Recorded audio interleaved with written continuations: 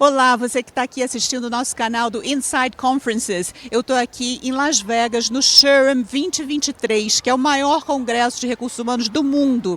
E eu tive a honra de entrevistar o Oscar Munoz. Ele foi CEO da United Airlines, chairman. Ele trabalhou em empresas como Coca-Cola, PepsiCo, AT&T. E ele teve um grande papel nesse turnaround, nessa virada da United Airlines, quando fez um merge com a Continental, e agora ele vai falar para a gente também do desafio que ele teve quando ele teve um ataque de coração com 37 dias na gestão, né, à frente da United Airlines, e recebeu um coração novo. E é com esse coração que ele vai falar para você dos grandes desafios que ele viveu e como superá-los. Fica aí na nossa entrevista com Oscar Munoz. I'm so honored to have you here, Oscar Munoz. And I was in your session, and what I felt about asking you is how can we take care of this so solitary group, the C-level leaders, when you take care of all of the company and the organization, and you know, it's so much responsibility. What's your take on that, please? You know, I think as you get to that level, you learn to appreciate that not everyone is going to look out for you necessarily. So I think the best way to do it is for yourself to find a nice balance between work and life, to find people that do a similar thing where you can share your stories back and forth. But if you are interested in helping out your senior folks, ask them to engage with you. Get them in the room with you. Have them listen to the things that you work. They'll appreciate that because oftentimes senior leaders get lots of information from a lot of different places, and they don't always get it from the right people, the people that actually work for them and actually do the work on an everyday basis. And I think that's an important part for you to help your C-suite leaders. Help them get information and listen to things that they maybe don't hear all the time.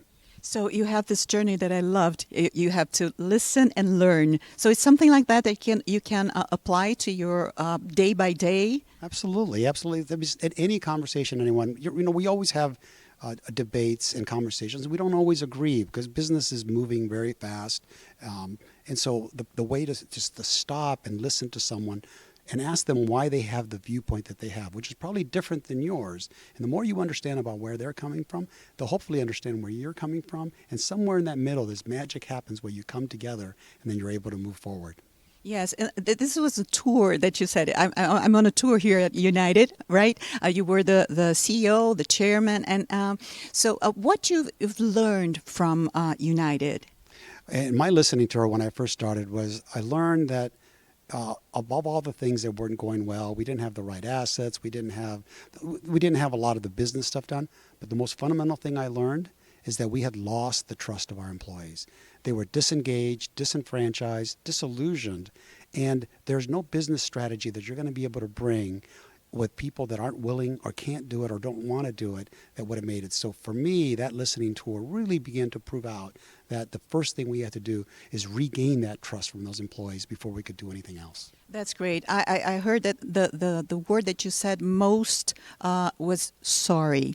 And when you say sorry and you can fix it, it's good. But when you get a frustration, but you cannot take care of that, and you have to say sorry again and sorry again next time, it gets to be the point where you become disillusioned and disengaged. I mean, and the story was, it's like, I'm just tired of always having to say I'm sorry. One of my employees told me, and that was a powerful thing for me because it's like, oh my God, we're asking them to do all of these things, but all they have to do every day is, sorry we're late, sorry we don't have coffee, sorry you can't sit next to your child, all those different things.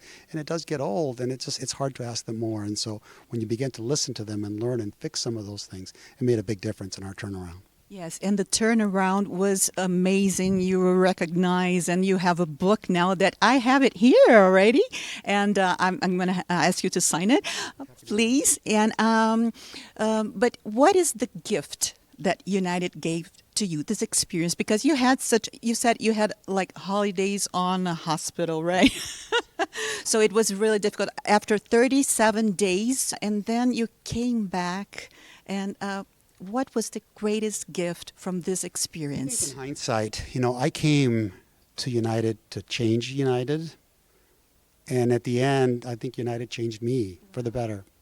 That's so beautiful to hear. And you came back with a new heart, right? Literally a new heart. And more importantly, I had the support and love of the entire United family around the world. They really rallied behind me when I went out and got sick. And that was a function of the listening that I did. I created a connection with them that nothing else could have done it with, and they were very supportive, and that's the basis of the turnaround in the book, and it's a love letter to United employees.